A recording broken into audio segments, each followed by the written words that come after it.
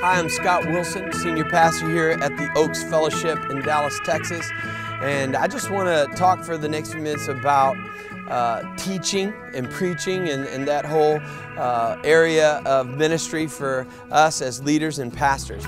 And here's just what I want to tell you and then tell you our process.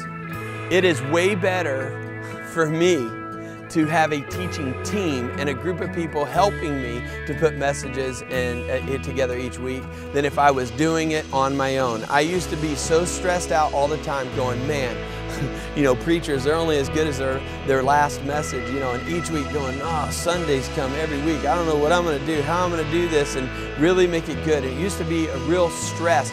Now that I have a team, it has helped me so much. Let me tell you how it works for us.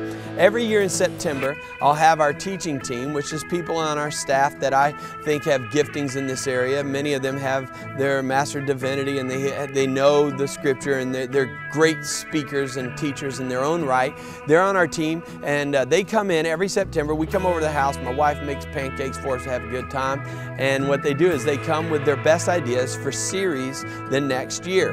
And so they'll pitch it, they'll bring it on paper, and they just have, here's the series title, here's the main thought, here's the objective of what we'd be trying to get people to grow in or to do, because it's not just about learning by listening, it's learning by doing. It's like what Leonard Sweet says, is that the new standard of excellence in our service experiences is not just about performance, it's about participation. So it's how can we get them actively participating and giving them a vehicle for change. So if I'm up talking about sharing their faith, how am I helping them to share their faith and to have a way to activate it? If I'm talking about compassion, what way am I giving them? Do I have Carter Blood Care out there where they can donate blood today? Do I have 3 or 4 ministries on how they can work with Meals on Wheels or Fulfilled Ministries and doing food distribution this week? How are we giving them a vehicle? And they'll bring these series and the vehicles and all the idea and kind of the hook. What's the cool factor or the thing that's going to help them to remember and illustrate the truth? So they'll bring the ideas, and what I tell them though is, look, dude, you guys are on my teaching team, so this isn't up for a vote. I got to feel it. I got to know this is what we need to do. So I'll take all of their suggestions, their thoughts, and I'll start putting them together in the calendar for the next year. And then once we do that, everybody knows this is what we're working on now in January, this series. And in this series, we're going to hit this passage or this book of the Bible or these passages of Scripture. They know what they are. We're going to preach exegetically through it. And so everybody on the teaching team knows this week, this Sunday, this is the passage Pastor's preaching on. So they'll come in on Tuesday and we will talk through on Tuesday that passage. And they'll come in, and I got one guy on the team, Chris Raley. He's got his MDiv. He's working for his Doctor of Divinity. He's a brilliant guy. He does all the background and exegetical study, and he comes in. I call him the theologian. He comes in and brings all that. And then he also brings in, if he was preaching it, here's the points he would do. I got some other guys on there, John Davis and Mark Brewer. They come in and they say, here's what I got from the passage. Here's how I'd preach it if I was preaching it. Here's what we do. And they bring it all in. I have all the material.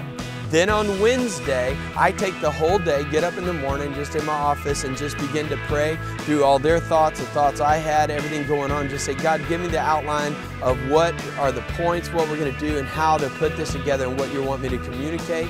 I'll take the outline, send it out to everybody on the teaching team, and it has a little fill in the blanks, for the congregation and everything, and they say, hey, that's good, or I changed this, or I don't really get it, and we'll go back and forth until I finalize it. I send that to the production team and the programming team so that they can get that outline in the program on Thursday so that they'll have that to print.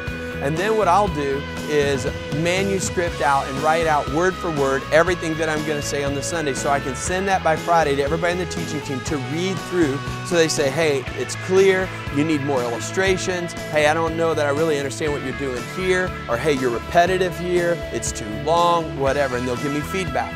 And then I'll get it together, and Saturday I'll read it through several times. Then Sunday morning I get up at 5:30, come up to the church, I get here at 6:30, and I begin to pray through the message to memorize it from 6:30 to 7:30. At 7:30, I got 2 elders in my church who come into my office who have never heard the message. I preach it to them. They give me feedback. They've timed it to make sure I'm within the timeline of what we need in the service. Then I go in and preach the first service, get feedback from the teaching team after that, preach the second time, and then we're back on the next Tuesday with evaluating the week before and what we're going to do the next week.